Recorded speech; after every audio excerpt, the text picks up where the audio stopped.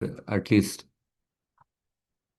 फिर भी पुराना एडिशन का चल जाएगा। थोड़ा चैप्टर्स का इसमें देखिए तो समस्त धातुओं के निजंत रूप बनाने के विधि, ये इस एडिशन में दशम पाठ है।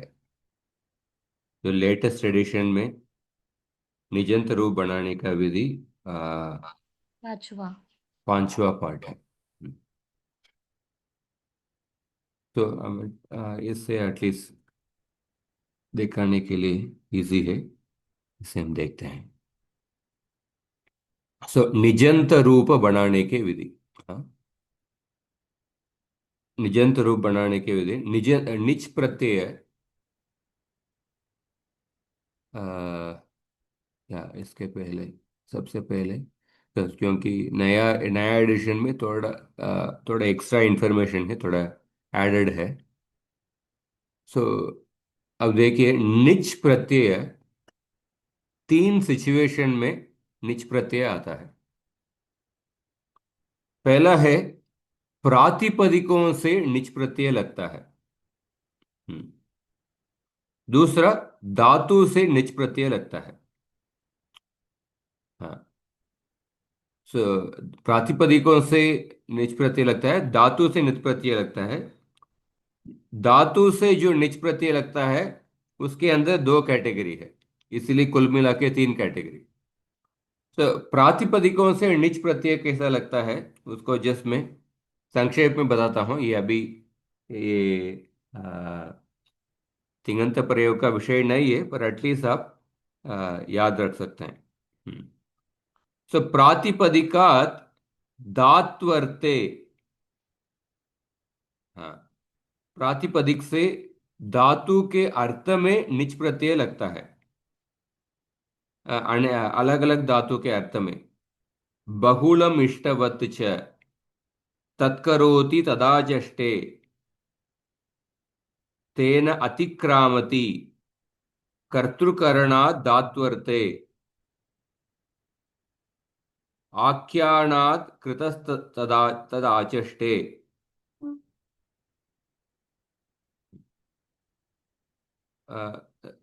प्रातिपदिक से धातु के अर्थ में निच प्रत्यय लगता है, लेकिन अनेक धातु के अर्थ बताया गया है। उदाहरण के लिए एक बताता हूं। तत्करोति तदाचष्टे। तत्करोति तदाचष्टे मतलब, सपोज लीजिए कि राम शब्द है।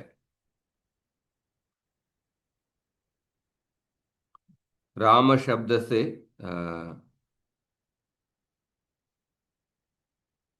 रामः इव आचरति, राम जैसे इनका आचरण है। इस अर्थ में राम प्रातिपदिक से निच प्रत्यय लगेगा। निच प्रत्यय लगा के आपको रामाय ऐसा धातु मिलेगा।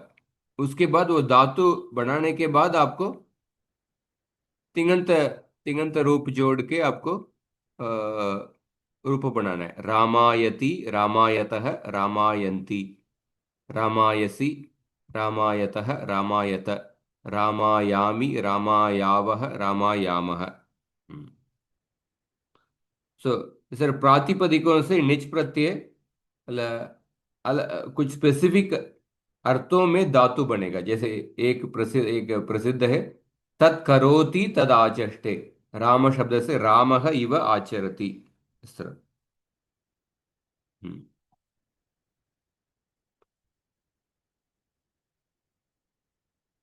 सो ये जस्ट आप जस्ट याद रख सकते हैं, सब प्रातिपदिक से भी निच प्रत्यय लगता है। सो अभी अ, अभी इस संदर्भ में हम पढ़ने नहीं वाले हैं, पर उसे भी लगता है। उदाहरण के लिए कौन सा सूत्र से लगता है अ, प्रातिपदिक से निच प्रत्यय कौन सा सूत्र से लगता है, ये देखिए।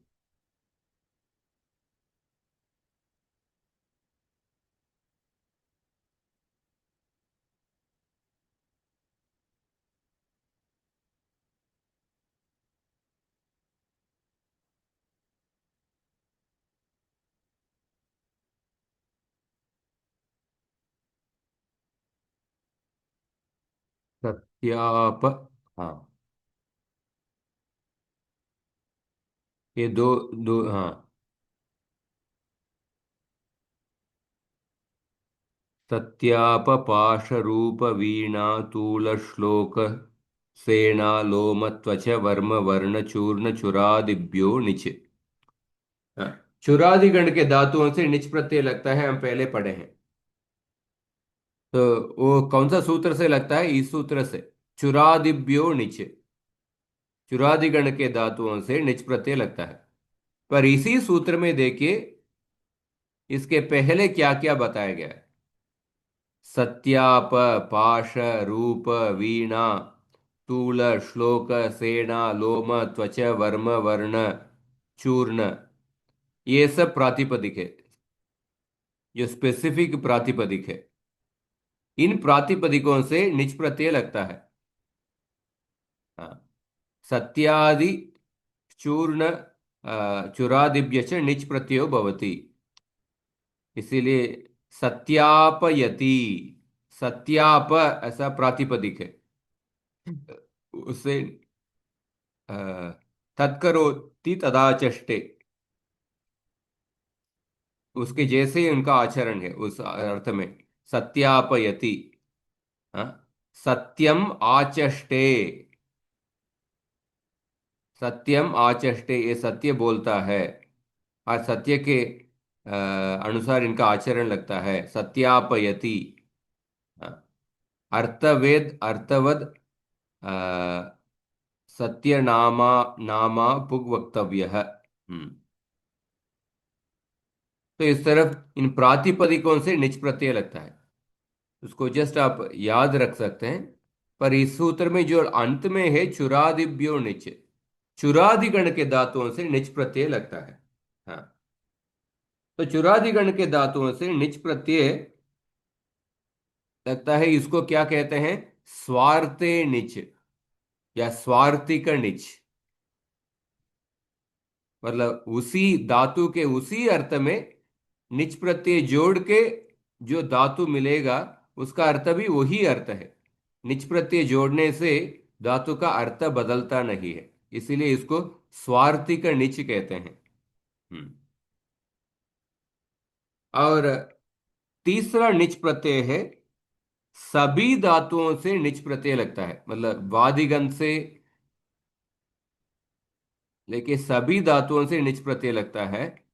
उसको क्या कहते हैं? हेतुमती निच, हेतुमती निच। हाँ, हाँ, वो हेतुमती निच, वो कौन सा सूत्र से लगता है? तत्प्रयोजको हेतुश्च। ये देखिए, ये सूत्र 1455। तत्प्रयोजको हेतुश्च क्रियायाः कर्तुः प्रयोजकः स्वयं हेतुसंज्ञकः कर्तृसंज्ञकः व भवति। तो पहले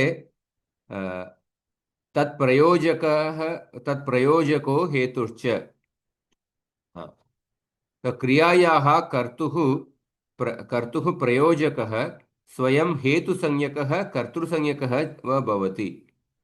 तो पहले हेतु नाम के संज्ञा को आपको समझना चाहिए। हेतु एक संज्ञा है। हेतु संज्ञा का अर्थ क्या है? क्रियायाः कर्तुः प्रयोजकः, जो क्रिया के कर्ता को जो प्रेरणा देता है, हाँ, प्रेरणा देता है, उनको हेतु संज्ञा होती है। उनका कर्तृ संज्ञा भी होता है, हेतु संज्ञा भी होता है। जैसे देवदत्तम गच्छति, देवदत्तम जा रहा है। पर ये वाक्य देखिए, पिता देवदत्तम गमयति। इसमें पिता देवदत्त या स्कूल जाने के लिए ले लीजिए, देवदत्तः विद्यालयं गच्छति। पिता देवदत्तः देवदत्तं विद्यालयं गमयति। सो पिता देवदत्त विद्यालय जाने के लिए वो प्रेरक है। हाँ, he is the one who is making him do that action. वो उनको विद्यालय भेजता है, इसीलिए पिता को क्या कहते हैं? उनको हेतु संज्ञक कर्ता। इत्यत्र पिता इति हेतुः कर्ता च। तो जो जिस क्रिया का प्रेरक है, उनको हेतु संज्ञा भी है और कर्ता संज्ञा भी है, दोनों संज्ञा मिलता है। सो कारके इत्यस्मिन् अधिकारे याभ्यां द्वाभ्यां सूत्राभ्यां कर्तृसंज्ञायाः विधानं क्रियते। सो कारक के अधिकार में दो सूत्रों से कर्तृ संज्ञा मिलता है। हाँ, तो पहला सूत्र है स्वतंत्र कर्ता। जो स्वतंत्र कर्ता, इस सूत्र से कर्ता संज्ञा मिलता है। और दूसरा, जो जिस क्रिया को जो प्रेरक करता है, उस प्रेरक को हेतु संज्ञा और कर्तृ संज्ञा दोनों संज्ञा मिलता है, कर्ता संज्ञा। स्वतंत्र कर्ता इत्यनेन यस्य पदार्थस्य कर्तृसंज्ञा विधीयते तं पदार्थं तस्मात् क्रियायां यः योजयति अथवा प्रेरयति तस्य प्रकृतसूत्रेण हेतुः तथा कर्ता इति द्वे संज्ञे दीयते। तो जिस क्रिया को जो प्रेरणा देता है, उस उस व्यक्ति को कर्ता संज्ञा और हेतु संज्ञा दोनों संज्ञा मिलता है। उदाहरण देखिए, माणवकः गच्छति। इसमें गमन क्रिया का स्वतंत्र कर्ता क्या है? माणवक। तो उनको माणवक को स्वतंत्र कर्ता, इस सूत्र से कर्ता संज्ञा मिलता है। पर जो गमन क्रिया को जो प्रेरणा देता है, जो पिता, पिता माणवकम गमयति, इसमें पिता शब्द को हेतु संज्ञक और हेतु संज्ञक, हेतु संज्ञा और कर्ता संज्ञा दोनों मिलेगा। तो पहले आपको हेतु संज्ञा समझना है। तत्प्रयोजको हेतुश्च। जैसे शिष्यः पठति, तो शिष्य का स्वतंत्र कर्ता, इस सूत्र से कर्ता संज्ञा मिल रहा है, पठन क्रिया का जो कर्ता। हाँ। गुरुः शिष्यं पाठयति। इसमें गुरु, ये शिष्य पढ़ने के लिए वो प्रेरक है, इसलिए गुरु का हेतु संज्ञा और कर्ता संज्ञा दोनों संज्ञा मिलता है। गुरुः शिष्यं पाठयति।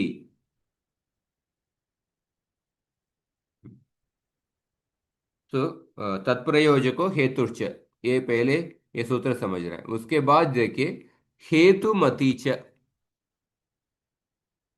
हेतुमति च बिल्कुल किसके उसका अगला सूत्र निच प्रत्यय। स्वार्थे निच चुरादिगण के धातुओं से स्वार्थे में निच प्रत्यय लगता है। पर उसके बाद बिल्कुल अगला सूत्र देखिए हेतुमति निच। हेतुमति च मतलब हेतु स्वतंत्रस्य कर्तुः प्रयोजकः तदीयो व्यापारः प्रेषणादिलक्षणो हेतुमान् तस्मिन् अभिधेये धातोर्निच् प्रत्ययो भवति। हाँ, तो हेतुमती च, इस सूत्र का अर्थ क्या है? जब एक व्यक्ति काम करे और दूसरा व्यक्ति उसे काम करवाए, उस प्रयोजक के व्यापार को बतलाने के लिए किसी भी धातु से निच प्रत्यय लगता है। जो प्रयोजक करता है, उस प्रयोजक कर्ता के व्यापार को बताने के लिए निच प्रत्यय लगता है। तो इस ये निच प्रत्ययों को क्या कहते हैं? हेतुमती निच कहते हैं। जैसे गुरु शिष्यम पाठयति, इसमें गुरु ये प्रयोजक कर्ता, इसलिए उनको हेतु संज्ञा है, प्रयोजक कर्ता। या प्रेरक कर्ता। तो ये प्रयोजक कर्ता के कर्ता के उनके क्रिया को बतलाने के लिए, उनके व्यापार को बतलाने के लिए धातु से निच प्रत्यय लगता है। हम्म, तो उदाहरण देखिए, पठति, पठ धातु से सामान्य अर्थ से पठति रूप बनता है। पर गुरु शिष्यम पाठयति, गुरु ये पठन क्रिया का प्रयोजक करता है। इसलिए पट धातु से आपको निच प्रत्यय जोड़ के आपको पहले सनाद्यंत धातु बनाना है, निजंत धातु बनाना है। उसके बाद आपको तिंग प्रत्यय जोड़ के पाठयति ऐसा रूप सिद्ध होता है। अवगतम वा? हाँ, ये समझ में आ रहा है आपको? हाँ प्रभु जी। इसलिए इसी तरह यज्ञदत्त गच्छति, पर देवदत्त यज्ञदत्तम गमयति। देवदत्त यज्ञ दत्त को बेचता है। इसमें गम धातु से, गम धातु चुरादिगण के धातु नहीं है। हाँ, गम धातु शायद वादिगण का ही है, वादिगण का ही धातु है। पर गम धातु भले ही वादिगण का धातु है, प्रयोजक कर, हाँ, प्रयोजक कर्ता के व्यापार बताने के लिए सभी धातुओं से निच प्रत्यय लगता है। तो गम धातु से निच प्रत्यय जोड़ के आपको निजंत धातु बनाना है। उसके बाद तिङंत रूप जोड़ के गमयति रूप सिद्ध होता है। हम्म। तो हमने सार्वधातुक प्रक्रिया में हमने चुरादिगण के धातुओं से निच प्रत्यय जोड़ के कैसे रूप सिद्ध करना है वो सार्वधातुक प्रक्रिया में पढ़े हैं। जब चुरादिगण के धातुओं से निच प्रत्यय जोड़ के आपको सनादि धातु बनाना है। उसके बाद जब तिंग प्रत्यय जोड़ेंगे, आप कर्तरी शब्द वही शब्द विकर्ण प्रत्यय लगा के हम रूप सिद्ध किए हैं। सो अब उस समय हम सिर्फ चुरादिगण के धातुओं के लिए निजंत रूप के लिए हम पढ़े थे। सो अभी सभी धातुओं के लिए निजंत रूप बनाने के विधि अभी देखने वाले हैं। मैं बहुत डिटेल नहीं जाने वाला हूं, पर ये देखते हैं कितना डिटेल अब जा सकते हैं। हाँ, सभी धातुओं से निजंत रूप। हाँ, समस्त धातुओं के निजंत रूप बनाने की विधि। समस्त धातुओं से हेतुमती अर्थ में निच प्रत्यय लगता है, उसको हेतुमती निच कहते हैं। हम्म,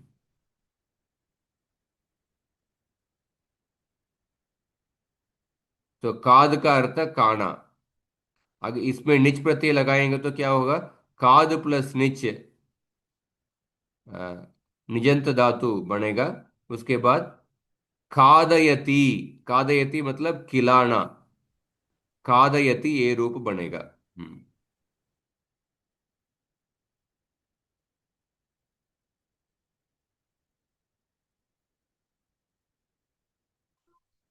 सो का हाँ, पट धातु से निच प्रत्यय जोड़ के जो धातु बनेगा उसको आ, आतिदेशिक धातु कहते हैं। पाटय ऐसा धातु बनेगा। पाटय धातु बनाने के बाद आपको तिंग प्रत्यय जोड़ के पाटयति ऐसा।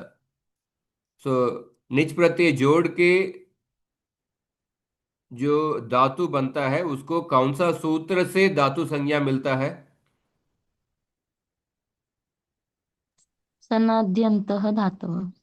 सनाद्यंता धातवः। हाँ, सनाद्यंता धातवः इस सूत्र से, सनादि प्रत्ययों से। हाँ, सण क्यच काम्यच क्यंग क्यश क्विप निच यंग यक आय इयंग निच, इसमें 12 प्रत्यय है। हाँ, इन 12 प्रत्यय जिससे भी लगते हैं उस प्रत्यय के सहित उसका नाम धातु हो जाता है। इन 12 प्रत्यय जिससे भी लगते हैं उसके बाद जो रूप बनते हैं उसको इस सूत्र से धातु संज्ञा मिलता है। धातु संज्ञा मिलने के बाद आपको तिंग प्रत्यय जोड़ना है।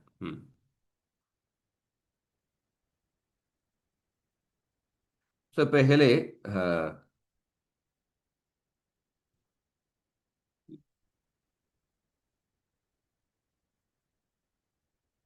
इसमें एक सूत्र, हमको पहले पढ़ना चाहिए। हाँ, इसमें भी देखिए, हाँ, ध्यान देंगे, निच प्रत्यय तीन प्रकार का होता है। प्रातिपदिक से होने वाले निच, चुरादिगण के धातुओं से लगने वाले निच, प्रयोजक व्यापार होने वाले विच। तो इसमें देखिए, नेर निटी, ये एक सूत्र है। नेर निटी, ये सूत्र पहले पढ़ना है। अणिडादि आर्ध धातु का प्रत्यय परे होने पर निच प्रत्यय का लोप हो जाता है। तो अनिडादि आर्ध धातु का प्रत्यय परे होने पर। हम्म,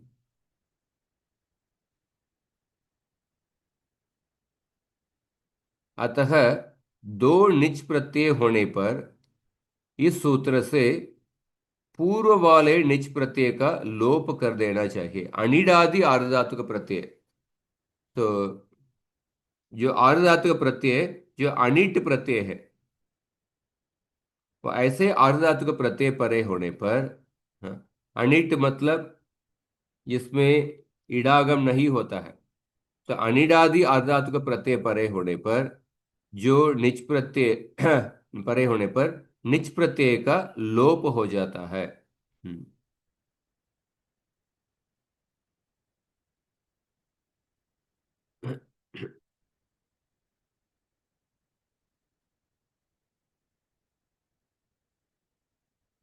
तो इसमें, हाँ,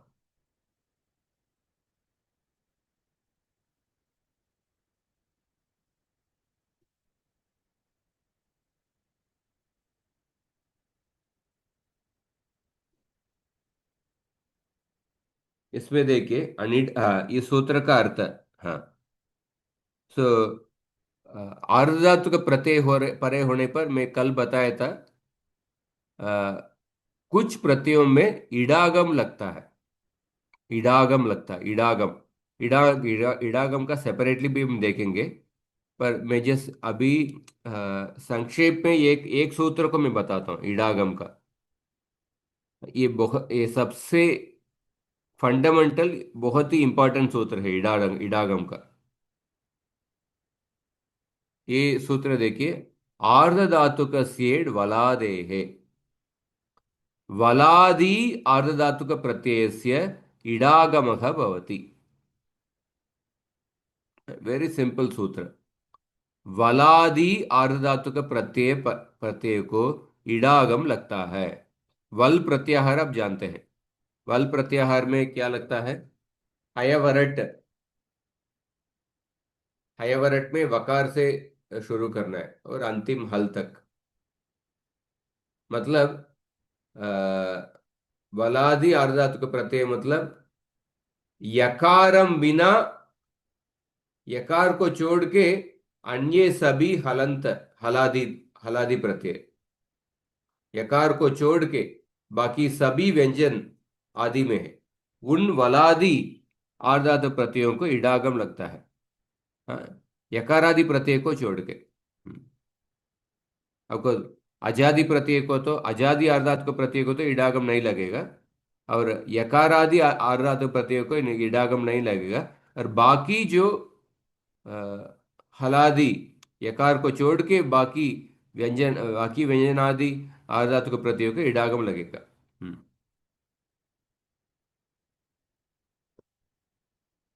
सर, नेर नीति सूत्र में देखिए, अनिडादि आर्धातु के प्रत्यय परे होने पर निच प्रत्यय का लोप हो जाता है। सो अतः दो निच प्रत्यय होने पर इस सूत्र से पूर्व वाले निच प्रत्यय का लोप कर देना चाहिए।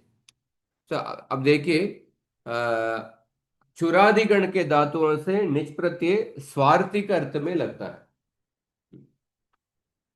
अगर वो चुरादिगण के धातुओं से आप एक और निच प्रत्यय हेतुमती अर्थ में जोड़ना चाहते हैं, चुरादी गण के धातुओं से स्वार्थिक अर्थ में निच प्रत्यय जोड़ के जो धातु बनते हैं, बनाते हैं, उस धातु को आप हेतुमती अर्थ में, हाँ, हेतुमती अर्थ में और एक निच प्रत्यय जोड़ेंगे तो उस दो निच प्रत्यय, समझिए कि चुर धातु, निच धातु, ये स्वार्थिक अर्थ में, और इसी धातु से हेतुमती अर्थ में दूसरा निच प्रत्यय लगता है।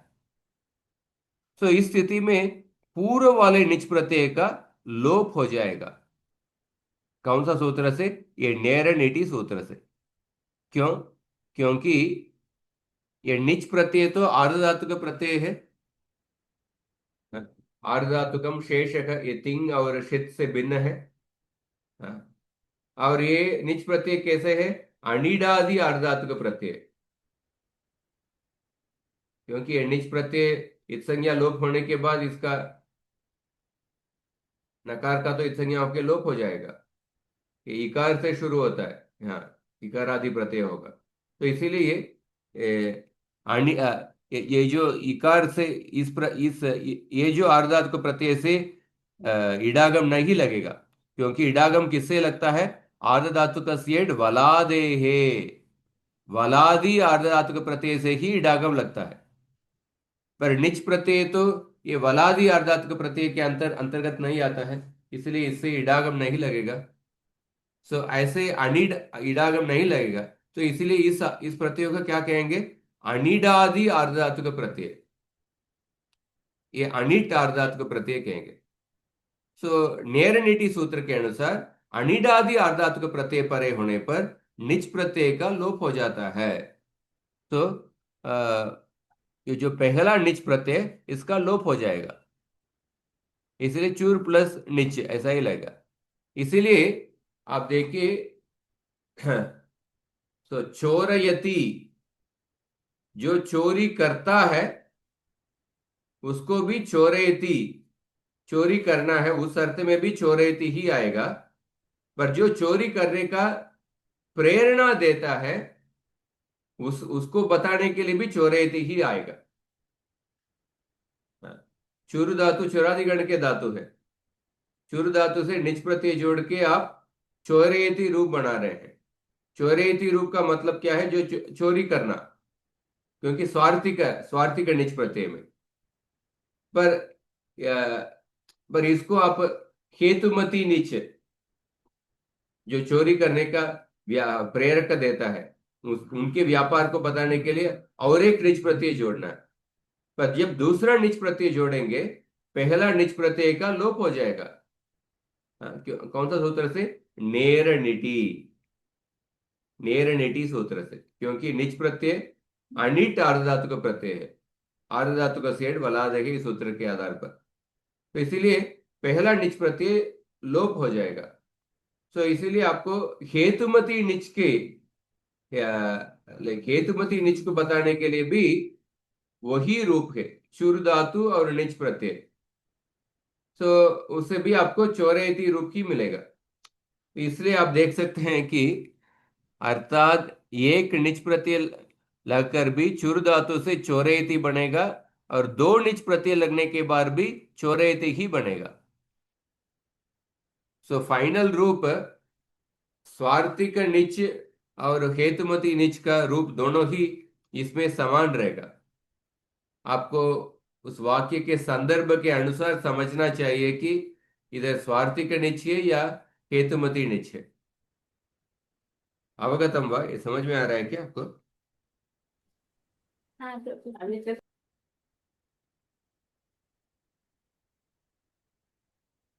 तो एक निच प्रत्यय बनने के बाद भी चौरेती ही लगेगा, दो निच प्रत्यय के बाद भी चौरेती ही लगेगा, चौरेती ही बनेगा।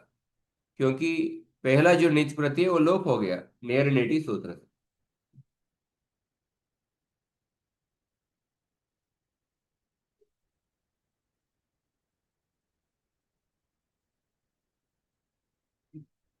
ठीक है। तो अभी देखिए, अभी हाँ, हम धातुओं से निच प्रत्यय लगाकर उनके निजंत रूप बनाने का वो पहले देखते हैं। तो चुरादिगण के धातुओं के लिए निजंत रूप बनाने का ये सार्वधातुक प्रक्रिया में पढ़ लिए हैं अभी। हम्म, सभी धातुओं से निजंत रूप बनाने का विधि हम देखेंगे। तो उदाहरण, पहले अगर देखिए, खाद धातु से निज प्रत्यय लगाएंगे।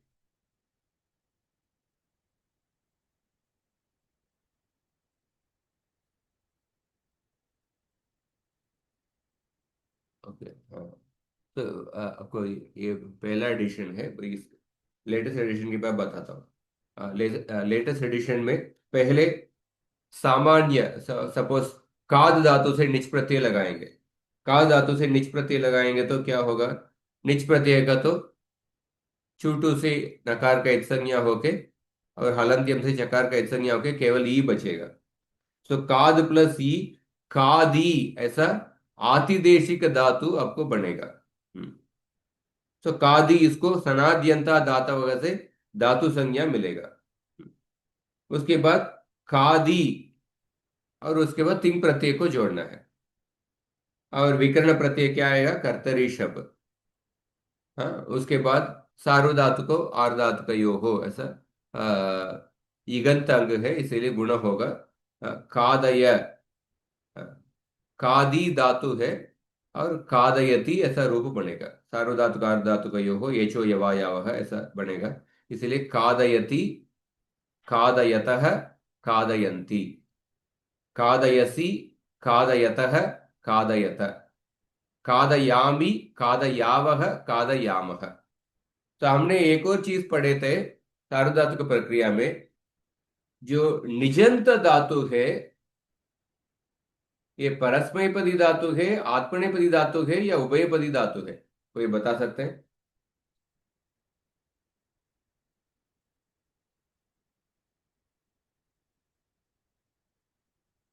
निजंत धातु है।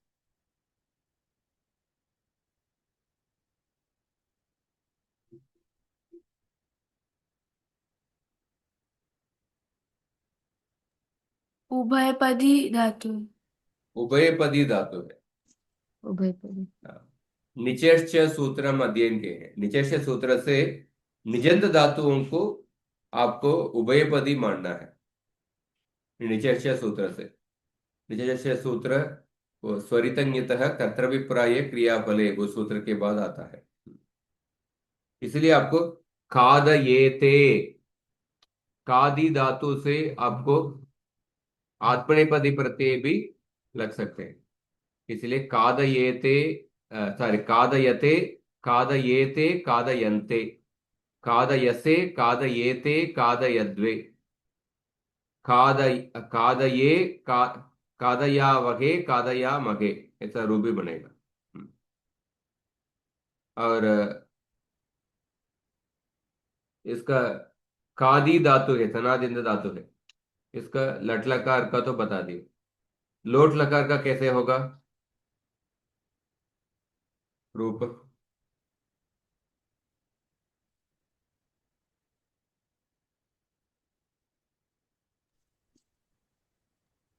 खादयतु, हम्म। खादयताम, खादयन्तु, हम्म। खादयः, हम्म। खादय, कादयः, खादयतं, कादयतम। खादयत्। खादयत, हम्म। खादयामि, खादयामि, खादयामि। खादयं, हम्म। खादयाव, हम्म। खादयाम। हाँ। और आत्मनेपद में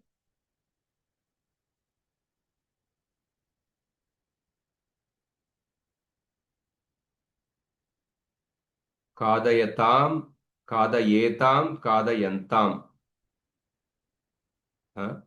कादयस्व, कादयेथाम, कादयध्वम, कादयै, कादयावहै, कादयामहै, आत्मनेपद में।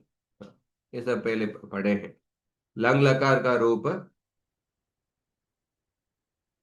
अकादयत, हाँ, अकादयत, अकादयत, अकादयताम, अकादयन। अकादयः अकादयतम् अकादयत, अकादयम् अकादयाव अकादयाम। परस्मैपदी। आत्मनेपदी में अकादयत, हाँ, अकादयत, अकादयेताम् अकादयन्त, अकादयताः अकादयेताम् अकादयध्वम्, अकादये अकादयाव अकादयाम, सॉरी अकादये अकादयावहि अकादयामहि। हम्म। विधिलिंग लकार में परस्मैपदी में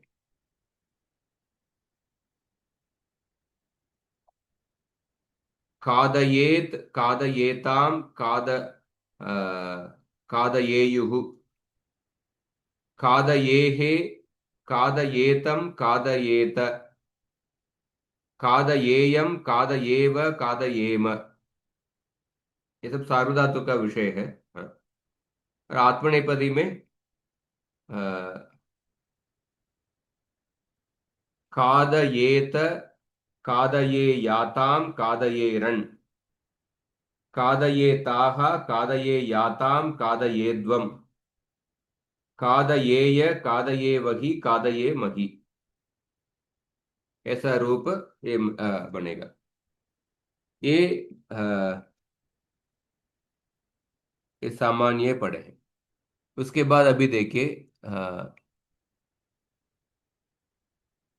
अब हमें, हाँ, हम धातुओं से निच प्रत्यय लगाकर उनके निजंत रूप बनाए हैं। यह कार्य हम दो खंड में करें। ये खंड इस प्रकार है। अजंत धातुओं में निच प्रत्यय लगाने की विधि, हलंत धातुओं में निच प्रत्यय लगाने की विधि। अजंत धातुओं में निच प्रत्यय लगाने की विधि, इसको हम आकारांत धातु, इकारांत धातु, उकारांत धातु, ऋकारांत ऋकारांत आदि क्रम से अपनी दृष्टि के समान रख लीजिए। अजंत धातुओं को अलग अलग कैटेगरी में देखेंगे। हाँ। पहले आप देखिए,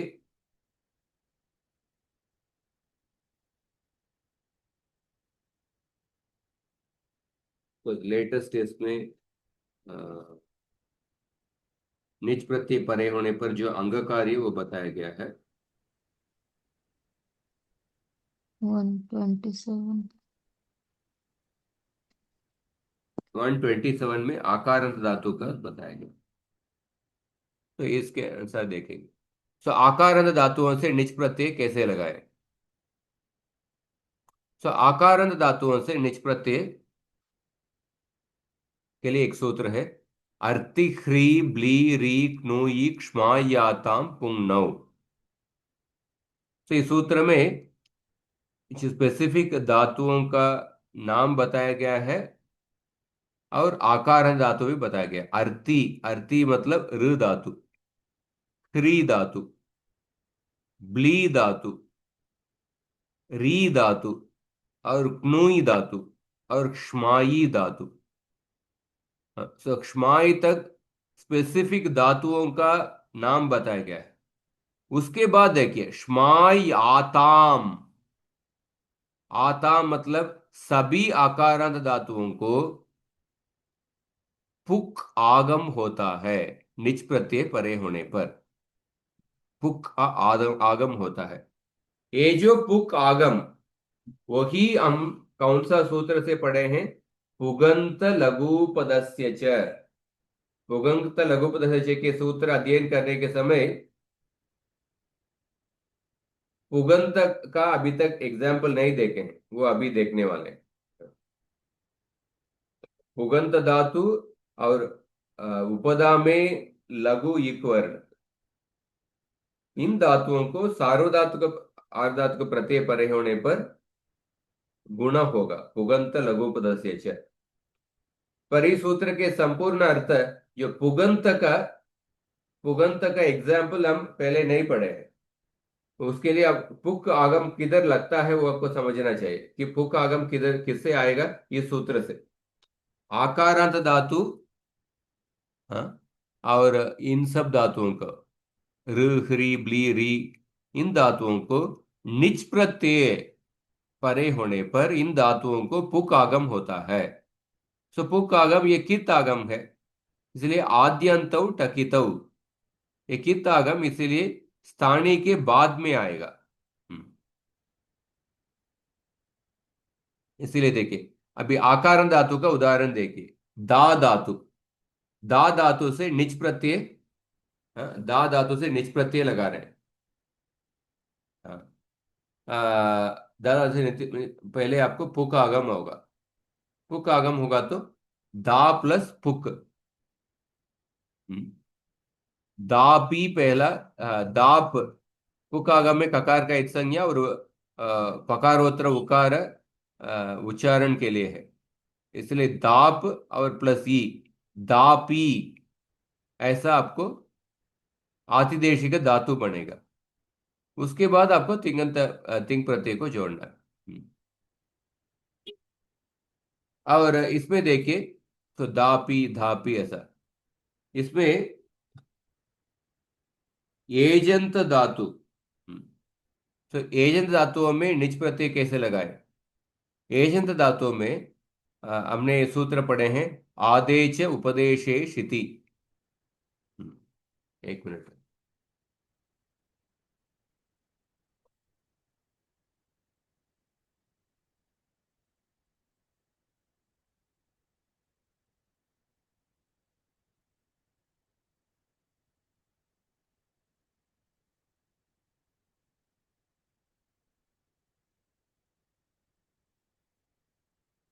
तो अशित प्रत्यय परे होने पर सारे एजंत धातुओं को आकार अंतादेश होता है।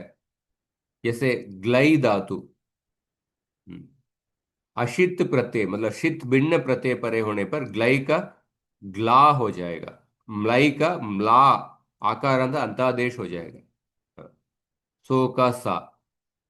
सो अभी देखिए, इसीलिए एजंत धातु ये आई वो औ से अंत होने वाले धातु भी आकारांत धातु बन जाएंगे। एजंत धातु भी निच प्रत्यय तो अशित प्रत्यय है, इसलिए निच प्रत्यय परे होने पर एजंत धातुओं भी आकारांत धातु बन जाएगा, आदेश उपदेशेषति इस सूत्र से। हाँ, सो इनको भी आपको आकारांत मानकर सूत्र से पुकागम जोड़ना है। द्याई धातु से द्या बन जाएगा और पुकागम जोड़ के द्यापी, ऐसा आतिदेशिक धातु बनेगा। मलाई का म्लापी। हाँ, इस तरफ। और उसके बाद हाँ, ये पुक आगम के अपवाद कई सूत्र हैं। पुक आगम के अपवाद, अपवाद के रूप में कुछ सूत्र हैं। हाँ, हाँ, उसको उसके बाद दिया गया है। तो एटलीस्ट ऐसा आकारण धातुओं का पहला देखेंगे तो दा धातु का पुक आगम करके दापी, उसके बाद कर्तरी शब्द करके दापयति दापयतः दापयंती दापयसी, ऐसा रूप बनेगा। इसीलिए धा धातु से धापयति ऐसा रूप बनेगा। तो धातु से निज प्रत्यय जोड़ के जो आतिदेशिक धातु है, आतिदेशिक धातु हमेशा इकारांत धातु ही रहेगा, हमेशा इकारांत धातु ही रहेगा। तो इकारांत धातु होने के हमको अ, केवल धातु और निज प्रत्यय को जोड़कर इकारांत धातु बनाकर आपको देंगे। तो इकारांत धातु बनाने के बाद आपको तिंग प्रत्यय जोड़ना है, जो भी लकार जोड़ के रूप बनाना है वो उसके बाद अगला कार्य है। सो अभी देखिए पुगागम के अपवाद के रूप में कहीं सूत्र है, उसको जस्ट संक्षेप में देखे जाएंगे। तो पहला सूत्र है शाचा साखवा व्या वेपाम युक। इसमें कुछ कुछ धातु है, शो चो शो वे वे वे पा, इनमें भी पुकागम होना चाहिए, क्योंकि ये एजंत धातु है या अथवा आकारंत धातु है। पा धातु आकारंत धातु है, बाकी सब एजंत धातु है। इनमें से भी पुगागम होना चाहिए, पर इनको पुगागम नहीं होके युग का आगम होता है। हाँ, युग का आगम होता है। इसीलिए आपको शो से शा और युग का आगम होके शाई ऐसा धातु मिलेगा, और उसके बाद शाययति ऐसा रूप। हाँ, चो धातु को छाई, सो धातु का साई। हाँ, क्वाई, व्याई, वाई, पाई, पाई। हाँ, हाँ, पा धातु का पई धातु है। पई धातु का, हाँ, पई शोषणे पई पाणे दो धातु है। इसमें भी युकागम होके पाई पाययति ऐसा रूप। पा रक्षणे, इस आकार धातु को निच प्रत्यय परे होने पर लुक का आगम होता है। हाँ, ये भी एक्सेप्शन है।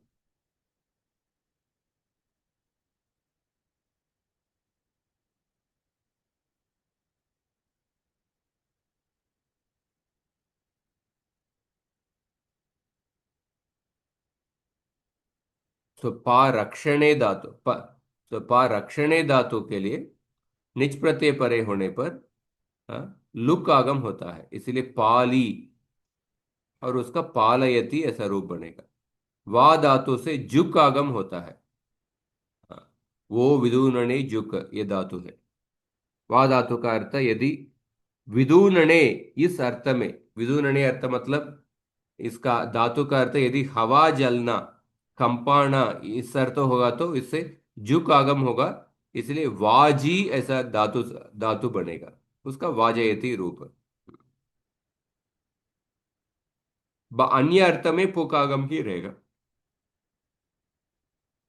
ऐसा। अपवाद सूत्र है। ला धातु से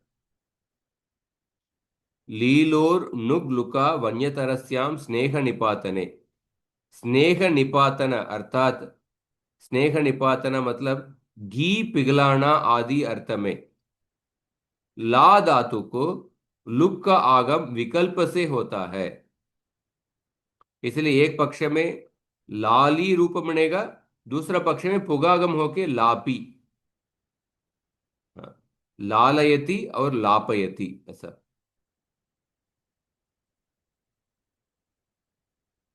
तो एटलीस्ट इसको भी आप देख सकते हैं। एक, कुछ धातुओं को मित धातु कहते हैं। घटादयो मितः, मित आकार धातु। तो मित धातु मतलब, मित मतलब जिसमें मकार का इत्संज्ञा है। ये सामान्य अर्थ है, पर इसके अलावा जिसमें मकार का इत्संज्ञा नहीं है उनको भी मित धातु ऐसा पढ़ाया गया है। उसके लिए कुछ गण सूत्र है, जैसे घटादयो मितः। घटादि एक अंतर्गण है, इस घटादि अंतर्गण के अंदर इस धातु संज्ञा है ना, घटादि अंतर्गण के अंदर जो भी धातु है उनको मित धातु ऐसा मानना चाहिए। घटादयो मितः। घटादि अंतर्गण के ये धातु मित धातु कहलाते हैं। इन मित धातुओं को उपदा के आकार को मिताम ह्रस्व सूत्र से ह्रस्व हो जाता है। तो मित धातु होने का फायदा क्या है? मिताम ह्रस्व ये सूत्र से उपदा के आकार को ह्रस्व हो जाता है। हाँ, जैसे देखिए, न्या प्लस निच, न्या प्लस निच, तो न्या धातु घटादि अंतर्गण के अंदर है। हाँ, इसलिए इनको घटादयो मितः से मित धातु बन गया। मित धातु बढ़ने के बाद मिताम रस्व सूत्र से ह्रस्व होगा। तो न्या धातु को निज प्रत्यय जोड़ने के बाद पुक आगम करके न्यापी रूप बनेगा। उसके बाद इसको ह्रस्व करना है, इसलिए ज्ञपी। तो फाइनल जो आतिदेशिक धातु है ज्ञपी है, उसको फाइनली रूप क्या होगा? ज्ञपयति, ज्ञपयतः, ज्ञपयंती। हाँ, तो ग्ला धातु भी ये घटादिगण के अंदर है, इसलिए ग्लपी रूप बनेगा। स्ना धातु का भी स्नपी रूप बनेगा। स्नपयति, ग्लपयति, ऐसा। तो हाँ, व्याकरण शास्त्र में हर एक अपवाद, उत्सर्ग अपवाद का हर एक इसमें कैटेगरी में भी है। ञपयति, श्रपयति, ग्लपयति, स्नपयति, ऐसा। मित आकार धातु। हाँ। तो ये सब धातु, ज्ञा धातु, ग्ला धातु, स्ना, श्रा धातु, ये सब घटादिगण के अंदर है। इसीलिए इनको मित आकारांत धातु, ये मित आकारांत धातु, इसमें ह्रस्व हो जाएगा। इसीलिए आपको रूप क्या मिलेगा? ज्ञपयति, ग्लपयति, स्नपयति, श्रपयति। दीर्घ नहीं सुनाई देगा। हाँ, दीर्घ का ह्रस्व हो गया। ये सब एक्सेप्शन है। उसके बाद देखिए इकारांत धातुओं से निच प्रत्यय कैसे लगाए।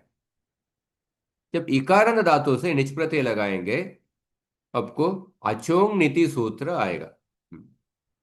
इकारांत धातु से निच प्रत्यय, जैसे नी धातु से निच प्रत्यय, नी से निच प्रत्यय, सो आपको अचोंग नीति सूत्र लगेगा। उसके बाद यचो यवायावह, इसीलिए क्या होगा? नई प्लस ई और नाई, नाई ऐसा रूप बनेगा। हम्म, हम्म। और इसका कुछ अपवाद है। हम्म,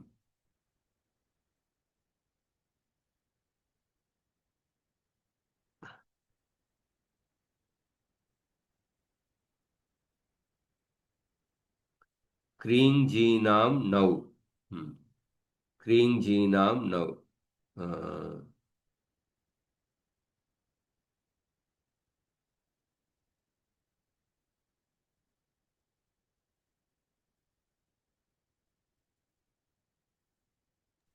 128 पे। हम्म। तो पहले आपको क्रीं जीनाम नौ सूत्र से क्री धातु को अचोंग निधि सूत्र से वृद्धि करेगा। उसके बाद, वृद्धि करने के बाद अ, ये एजंत हो गया, और उसको आ अंतादेश होता है। उसके बाद आपको पुगागम करके क्रापी, जापी, अद्यापि ऐसा रूप बनता है। तो इधर, इधर, हाँ, इधर देखिए। सो ना, नी धातु का नाययति ऐसा रूप। हाँ। और इसके अपवाद है वी धातु, प्रजने वीयते है। इसका अर्थ यदि प्रयोजन हो तो आ अंतादेश होता है वी धातु का। हाँ। प्रयोजन अर्थ में आ अंतादेश होगा तो वी धातु का वा होगा। उसके बाद पुगागम होके वापयति। प्रयोजन अर्थ न होने पर वी धातु को वो वा अंतादेश नहीं होगा। इसलिए अचोंग निधि सूत्र से ही वृद्धि होके वाययति ऐसा रूप। हाँ। वाययति, प्रयोजन अर्थ न होने पर, सॉरी, प्रजनन अर्थ न होने पर वाययति, प्रजन अर्थ होने पर वापयति। स्मी धातु को नित्यम स्मयते है। स्मी धातु के इकार को आकारा अंतादेश होता है। आकारांत होने से पुक आगम होगा। इसीलिए विस्मापयति, विस्मापयति। विस्मापयति, ये शब्द तो हम देखे हैं। विस्मापनम, विस्मापयति, आश्चर्यचकित होना। हाँ।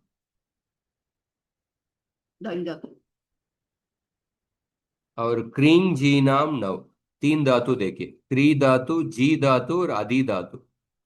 इन धातुओं के इकार को आकार आकार आ अंतादेश होता है। हाँ। इसीलिए आपको इधर भी, ये भी इकारांत धातु है, इसीलिए अचोंग नीति सूत्र से आपको वृद्धि होना चाहिए। पर उसका अपवाद है ये सब। क्रीं जी नाम नव, तो आकार अंतादेश होता है। उसके बाद पुकागम होगा। इसलिए क्रापी ऐसा धातु बनेगा। क्रापी, जापी, अद्यापि। तो क्रापयति, जापयति, अध्यापयति। हाँ, ऐसा रूप।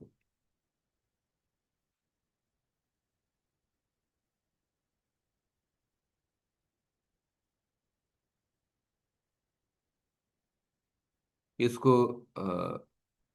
इसमें और भी है। ची धातु को चिस्पुरोर नव, ची धातु तथा स्पुर धातु को येज के स्थान पर विकल्प से आकार अंतादेश होता है।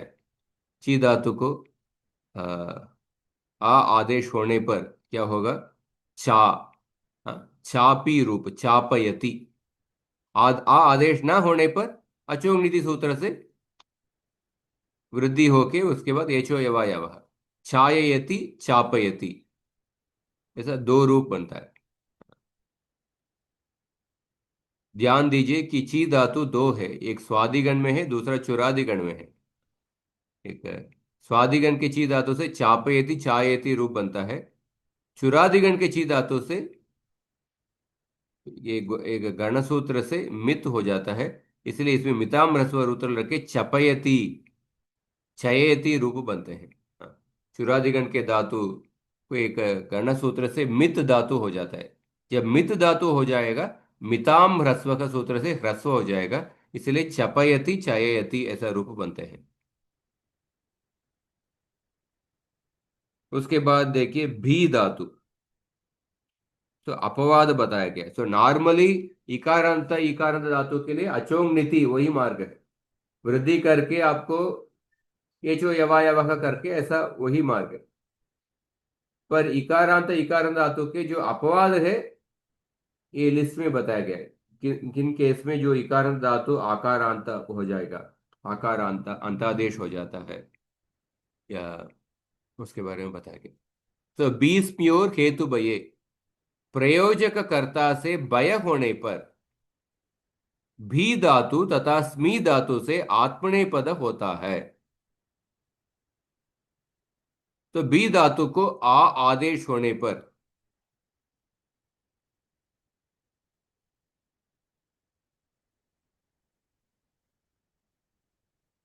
तो बी धातु को आ आदेश, हाँ, आ आदेश होने पर पुकागम होके बापयते ऐसा रूप।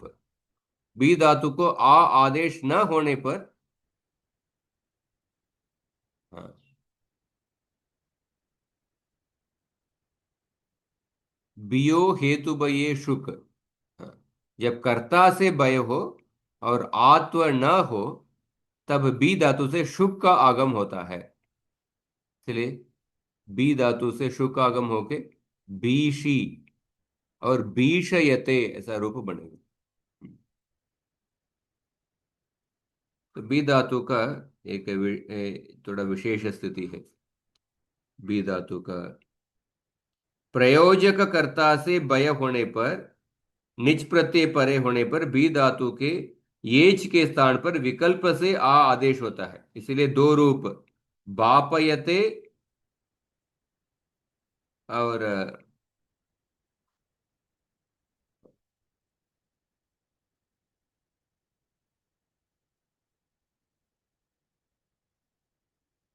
बा विकल्प से आदेश होता है, इसलिए बापयते और बाययते।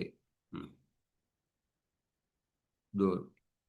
हाँ, 20 प्योर हेतु बय, प्रयोजक कर्ता से बय होने पर बी धातु तथा स्मी धातु से आत्मनेपद होता है। प्रयोजक कर्ता से बय होने पर आ आदेश न होने पर बियो हेतु बय शुक से शुक आगम होता है, इसलिए बीषयते, एक बापयते और दूसरा बीषयते ऐसा रूप। तो इस सेक्शन को आप खुद से पढ़ सकते हैं क्या, जहाँ जिसका अपवाद है जिसका अपवाद नहीं है। नॉर्मली जो इकारण धातुओं को, इकारण धातुओं को आपको अचोंगति सूत्र येचो यवायव ये कार्य होगा, पर इसका अपवाद में कभी आकार अंतादेश या दूसरा शुक आगम, सो ये सब बताया गया है। जिसको आप अ, धीरे से पढ़ सकते हैं। पेज नंबर नया एडिशन में 128 पेज से लेके आई थिंक तीन चार कुछ 6-7 पेज है, 128 से लेके 135 तक, 135 तक है।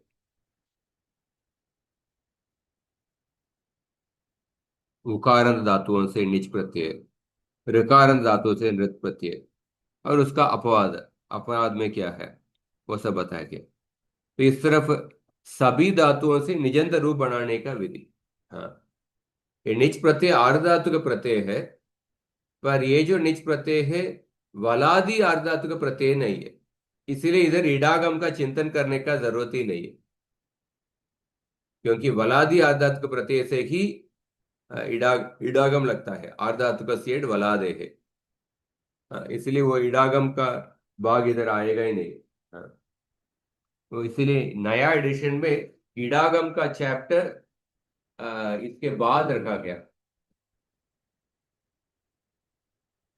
तो एक बार आप देख सकते हैं, इससे हम समाप्त करेंगे, पर एक बार आप इस अध्याय को थोड़ा धीरे से पढ़ेंगे तो क्या अपवाद है, को सब कुछ हमको याद नहीं आएगा, पर एटलीस्ट आप देख सकते हैं कि जब भी निज प्रत्यय जोड़ेंगे, निज प्रत्यय जोड़ने के बाद जो धातु बनता है हमेशा इकारांत धातु बनता है।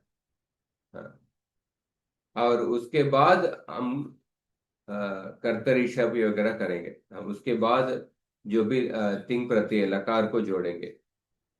तो निज प्रत्यय जोड़ने के बाद इकारांत धातु से लकार जोड़ने का वही वही प्रक्रिया है।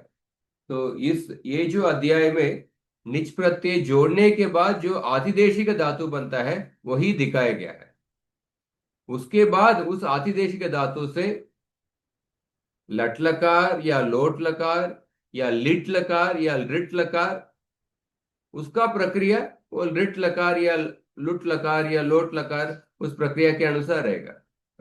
उसमें सार्वधातु का प्रक्रिया हम देख चुके हैं, पर लृट लकार लुट लकार का प्रक्रिया नहीं देखे हैं।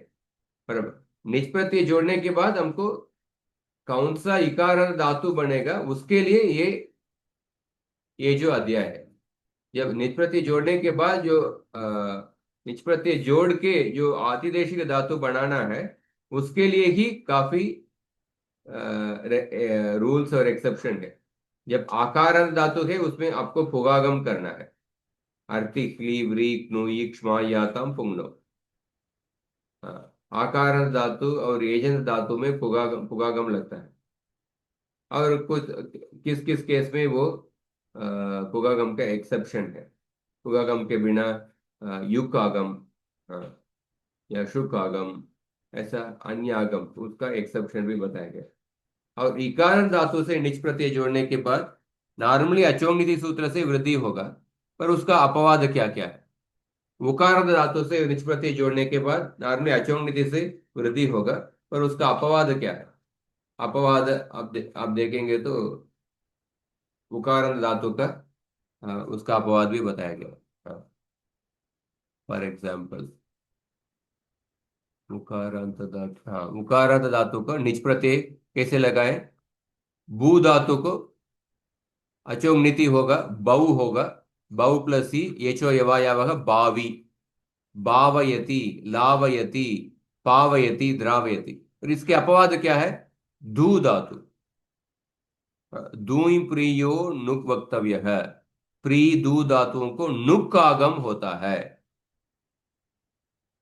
नुक का आगम होगा, इसीलिए आपको दू धातु को नुक आगम करना है। दून प्लस ही दूनी ऐसा धातु बनेगा, उसके बाद उसका रूप दूणयति ऐसा। हाँ, इस तरह हर एक केस में एक दो अपवाद रहता है। हरे कृष्ण। ठीक है, कुछ हरे प्रश्न है। कृष्ण।